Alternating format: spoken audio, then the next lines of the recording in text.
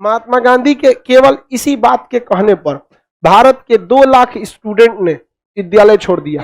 धर्म की बात वही करेगा जिसे फ्यूचर में चुनाव लड़ना है, वो अपने को फेमस करना चाहता है और कोई मकसद नहीं है उसका। अंग्रेजों का कपड़ा धोने से धोबी ने मना कर दिया, जबरदस्ती धोवा देते तो जला देता था। ले ससुरा कुछ दिन में ससुरा पैंट को रस्सी से बांध के खींचेगा इसे। पहली बार इतिहास में ऐसा हुआ था कि एक व्यक्ति के कहने पर, बिना इंटरनेट वाईफाई कनेक्शन के, एक व्यक्ति के कहने पर पूरा देश एकजुट हो जा रहा था, तो वह इकलौता व्यक्ति महात्मा गांधी था। वरना इस समय बताइए कौन था जो आपको एक साथ ला सकता था? कोई नहीं था। अभी के वक्त में आपका टेक्नोलॉजी आ गई है, ये आपकी बातों को तुरंत पहुंचाया जा सकता है। उस समय नहीं पहुंचाए जा सकते थे। अखबार में भी अंग्रेज जिसको मन वही छाप सकते थे, उल्टा सीधा अखबार में भी आप नहीं छाप सकते थे। तो उस समय महात्मा गांधी ने बहुत बेहतरीन काम किया था। अब पूरे मुसलमान सब भी किसके साथ आ गए? महात्मा गांधी। किसान महात्मा गांधी, मजदूर महात्मा गांधी। विद्यार्थी पढ़ा लिखा होता है, वो देखता है कि आदमी अच्छा रहेगा तो उसका साथ दे देगा। पूरा विद्यार्थी अन्ना हजारे के साथ था कि नहीं? क्या विद्यार्थी रामदेव के साथ है? विद्यार्थी सब समझता है। आप हमको योगा सिखा के पतंजलि बेचेंगे, समझ आ गया कि नहीं आ गया? काला धन चिल्लाएंगे, अब नहीं चिल्लाएंगे। समझ आया कि काला धन आया थोड़ी है, नहीं आया, 1% भी नहीं आया, बट आप चिल्लाएंगे नहीं। तो विद्यार्थी अच्छा समझता है। विद्यार्थी जो है वो किसी भी स्टेट में रहे, बिहार में रहे, यूपी में रहे, लेकिन विद्यार्थी पढ़ा लिखा है, अरविंद केजरीवाल को पसंद करता है, अपने मुख्यमंत्री को भी कहता है कि आप भी ऐसा कीजिए। कहता है कि नहीं कहता है? तो विद्यार्थियों की सोच अच्छी होती है, एजुकेटेड होते हैं वो लोग, तो वो भी महात्मा गांधी के साथ हो गए। और विद्यार्थियों को लगा कि अंग्रेज जो थे इतने प्रभावशाली थे, जो 3 कट्टिया जैसे पद्धति, जैसे मामूली चीज थी 3 कट्टिया पद्धति, अंग्रेज जमींदार जमीन नहीं दे रहा था। जब लोग ये 3 कट्ठा जमीन नहीं छोड़ा पाते थे तो लोगों का पावर सोचिए, उस समय लोगों की पावर कितना था। 3 कट्ठा जमीन नहीं छोड़ा पाए लोग। उस समय महात्मा गांधी ने इस सब चीजों को बहुत ज्यादा प्रेरित किया। अब महात्मा गांधी एक बड़े प्लान के चक्कर में थे, कहे कि खुदरा खुदरी आंदोलन में कुछ न हो तो बड़ा आंदोलन होगा। कौन सा होगा? बड़ा आंदोलन। और 1920 में या देखिए, जैसे चौरी ये जलियांवाला बाग भी हत्याकांड हो गया, महात्मा गांधी को इमोशनली रूप से तोड़ दिया अंग्रेजों ने। महात्मा गांधी कसम खा लिए कि तुम चोटों पे कभी भरोसा नहीं करेंगे। अंग्रेज सबके लिए महात्मा गांधी जो सहयोगी थे, महात्मा गांधी शुरुआत में तो अंग्रेजों के सहयोगी थे, सेना में भर्ती कराते थे, वो क्या बन गए? असहयोगी बन गए। और महात्मा गांधी ने नॉन कोऑपरेटिव मूवमेंट चालू किया, असहयोग आंदोलन। कब चालू किया? 1 अगस्त 1920।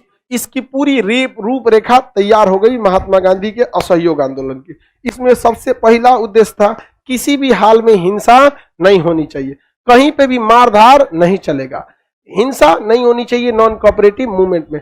महात्मा गांधी ने कहा इसमें अंग्रेजों का संपूर्ण बहिष्कार कीजिए। अंग्रेजों का क्या करना है? संपूर्ण। क्योंकि अब महात्मा गांधी सत्याग्रह नहीं करने वाले थे, भूख हड़ताल नहीं करने, अब क्या करने वाले थे? संपूर्ण बहिष्कार। महात्मा गांधी ने कहा कि विद्यार्थियों को अंग्रेजों के बनाए स्कूल में नहीं पढ़ना चाहिए। समझा गया? अंग्रेजों के बनाए स्कूल में नहीं पढ़ना चाहिए।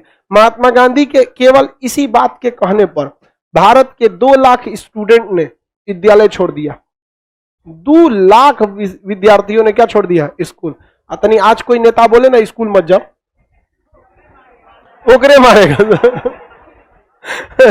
महात्मा गांधी के कहने पे कितने विद्यार्थियों ने स्कूल छोड़ दिया? 2 लाख। और ये आप कहेंगे कि ये तो गड़बड़ किया, लेकिन उसी समय भारतीयों ने अपना विद्यालय खोला और 600 से ज्यादा विद्यालय खोले गए। और उन विद्यार्थियों को कहां डाला गया एडमिशन के लिए? वो अलग जो विद्यालय थे उसमें 600 विद्यालय में 2 लाख विद्यार्थी ने स्कूल छोड़ दिया। अंग्रेज का दिमाग ही खराब हो गया। उसका टीचर था, अकेले बैठ के चुपचाप गुड मॉर्निंग करता था। अब भारतीयों को, अब अंग्रेज जो थे वो शिक्षा के माध्यम से क्या करते थे? माइंड वॉश करते थे। जैसे आप लोग को शिक्षा है, एक शिक्षित व्यक्ति किसी भी टीचर में देखेंगे आपको शिक्षा को आपको एक अच्छी बात बताएगा, लड़ाई झगड़ा नहीं करना चाहिए, ऊंच नीच की भावना नहीं रखनी चाहिए, धार्मिक मामलों में ज्यादा नहीं पढ़ना चाहिए, धर्म में भेदभाव नहीं करना चाहिए। शिक्षक यही ना बताता है। तो धीरे धीरे आपके माइंड पर भी ये प्रभाव पड़ता है। और पढ़ा लिखा इंसान आलतू फालतू बातों में, धर्म के मामले में नहीं पड़ता है। अब देखिएगा, धर्म की बात वही करेगा जिसे फ्यूचर में चुनाव लड़ना है, वो अपने को फेमस करना चाहता है और कोई मकसद नहीं है उसका। आप धर्म का बात जो कहे उससे 4 गो शास्त्र के सवाल पूछिए, शास्त्रों में से 4 को सवाल पूछिए, नहीं बता पाएगा, चाहे वो किसी भी धर्म का। वो चुनाव जीतना चाहता है, तो आप पढ़े लिखे लोग हैं, अब अगर आपसे कोई धर्म के नाम पर वोट मांगेगा तो आप लोग भला देने जाएंगे? आप काम के आधार पर खोजने वाले होंगे। लेकिन आपसे जो पीछे की जनरेशन जो अभी जी रही है, वो अभी भी अपने जाति और धर्म पर ही जी रही है। तो आप एजुकेटेड हैं। तो अंग्रेज एजुकेशन फील्ड चलाते थे और भारतीयों का माइंड वॉश करते थे कि देखो भारत वाले किस काम के। सती प्रथा में लड़कियों को जला देते थे, विधवा पुनर्विवाह नहीं होने देते थे, उससे बेटर है अंग्रेज। तो अंग्रेजों की केवल तारीफ करते थे। तो वो एक शिक्षित समाज को ना तटस्थ रखना चाहते थे अंग्रेज। इससे बहुत बड़ा घाटा हुआ अंग्रेजों को। विद्यालय फुल टू किसके कंट्रोल में आ गया?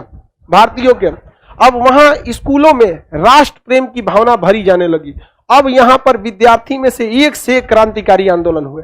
यह बात हकीकत है कि असहयोग आंदोलन तात्कालिक समय में असफल रहा, लेकिन उसका लॉन्ग टाइम परिणाम बहुत जबरदस्त हुआ। एजुकेशन किसके हाथ में आ गया? भारतीयों के हाथ में। आज विद्यार्थी लोग को हर चीज, राष्ट्रीय अंतर्राष्ट्रीय मामलों पर आपको स्वतंत्र रूप से विचार रख सकते हैं। इसकी शुरुआत नींव कब से पड़ी थी? असहयोग आंदोलन। वरना अंग्रेज सब सोच रहे अपने हिसाब से सिलेबस तय करते थे सब। तो महात्मा गांधी, वकीलों ने वकालत छोड़ दिया, जज के पास जाने से वकील मना कर दिए। जज आते थे, अब नियम के हिसाब से वकील जो बोलेगा वो दोनों की दलीलों को जज को लिखना पड़ेगा और ये बताना पड़ेगा कि किस वकील ने कहां पर लॉजिक गलत दिया है। ऐसे नहीं जज फैसला सुनाता है कि नहीं आप जीत गए। जज का फैसला 200 पेज 400 पेज में आता है, इतना मोटा मोटा पेज में फैसला आता है, उसको हर बातों को लिखना पड़ता है। अब भारतीयों ने वकालत में से कहा कि हम भारतीयों के खिलाफ केसे नहीं लड़ेंगे। अब जब केस नहीं लड़ेंगे तो भारतीय कितनों बड़ा का अपराध करके जाता था, समझा क्या? कोनो के गाल कैसे नहीं लड़ता था। तो जज क्या लिखेंगे? यही ना कि सारी दलीलें इसके पक्ष में थी, विपक्ष में कोई दलीलें नहीं था। लो, अतः इसे क्या किया जाता है? बाइज्जत बरी किया जाता है। अंग्रेजों को बहुत बुरा घाटा लगा असहयोग आंदोलन से। विद्यालय स्टूडेंट्स ने विद्यालय छोड़ दिया, वकीलों ने वकालत छोड़ दिया, अंग्रेजों का कपड़ा धोने से धोबी ने मना कर दिया, जबरदस्ती धोवा देते तो जला देता था। ले सोच रहा दाग देंगे तो कपड़ा जल जो। यहाँ पे 1900 का कपड़ा बहुत वीआईपी होता था, यहाँ पे दाग दिया कपड़ा। वहां पे नाई ने बाल काटने से मना कर दिया, कहा कि ले चाकू छुरी कैंची अपने से काट ले। यहाँ पे अब बेचारा वो बाल बढ़ा के घूम रहा है झबरा कुत्ता की तरह।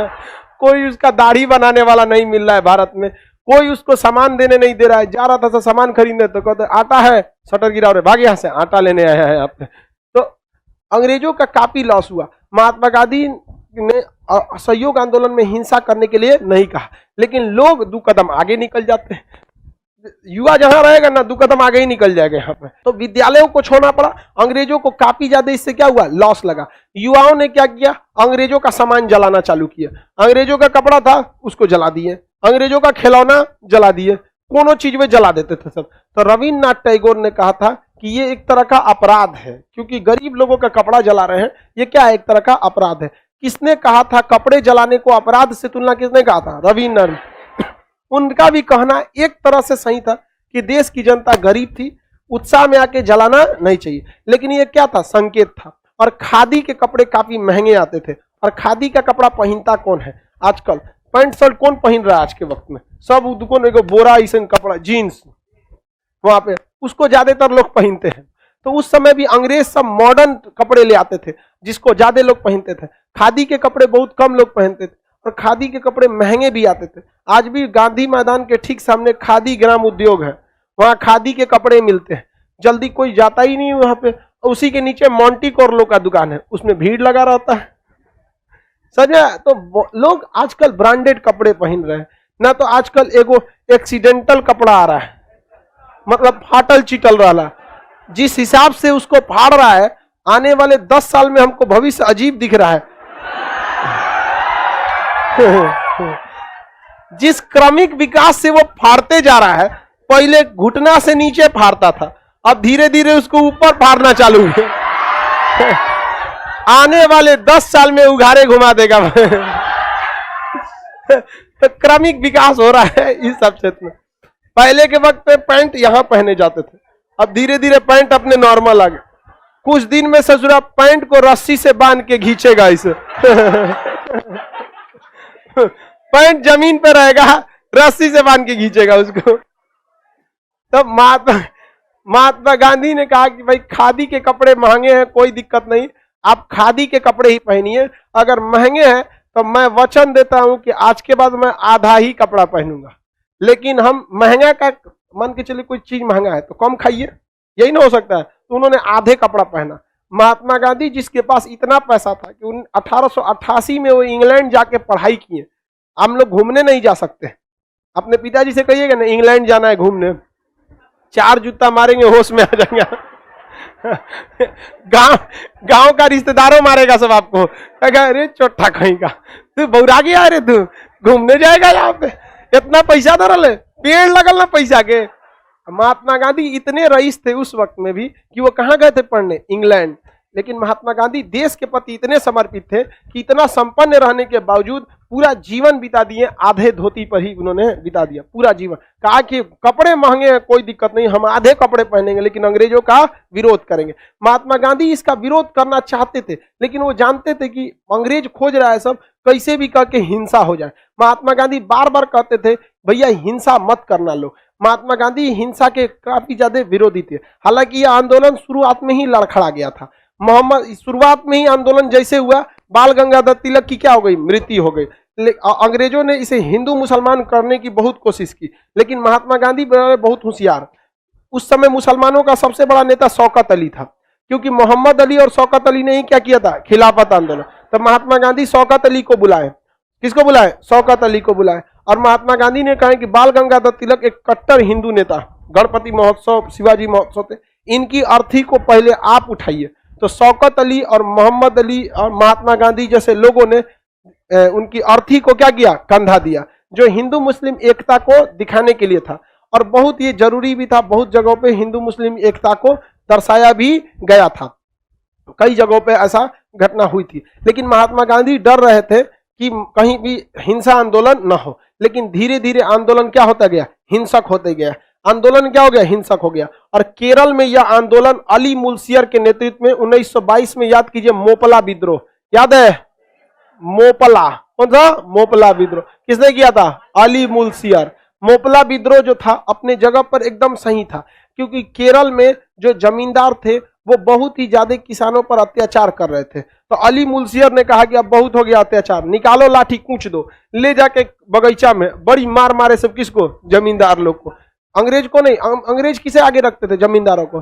बगीचा में लेके किसको पीटा गया, जमींदार, बड़ी मार मारे सब जमींदारों को। जमींदार तो तीर टाड़ हो गया सब। अब जमींदार जो थे वो हिंदू धर्म के बड़े जाति के थे। अमूमन जमींदार देखेंगे तो हिंदू धर्म में बड़े जाति के लोग थे। और यह आंदोलन किसने किया था, अली मुल्सियर, मुस्लिम थे। तो अंग्रेजों ने सोचा कि यही मौका है, इसे हिंदू मुस्लिम का नाम दे देते हैं। जबकि आप अपने मन से सोच के देखिए, ये तो भारत के लिए उचित था कि नहीं था। अब इसका मतलब कि आप हिंदू धर्म के ऊंच जात के हैं तो यहाँ के लोगों पे अत्याचार करेंगे जमींदार बन के, अंग्रेज खिलाफ देगी नहीं। लेकिन अंग्रेजों ने इसको क्या किया, सोचा कि हिंदू मुसलमान का रूप दे देते हैं। लेकिन महात्मा गांधी तो थे ही यहाँ पर, उन्होंने सीधे कह दिया किसी भी धर्म का व्यक्ति रहेगा, कितने भी ऊंची जाति का रहेगा, यदि अंग्रेजों का साथ देगा, किसानों पर अत्याचार करेगा, कुचाएगा। समझ में गया, ये हिंदू मुस्लिम का मैटर नहीं है। तो अली मुल्सियर ने यहां किया। लेकिन इसी समय एक और घटना हो गई, कहां पर, चौरी चौरा में।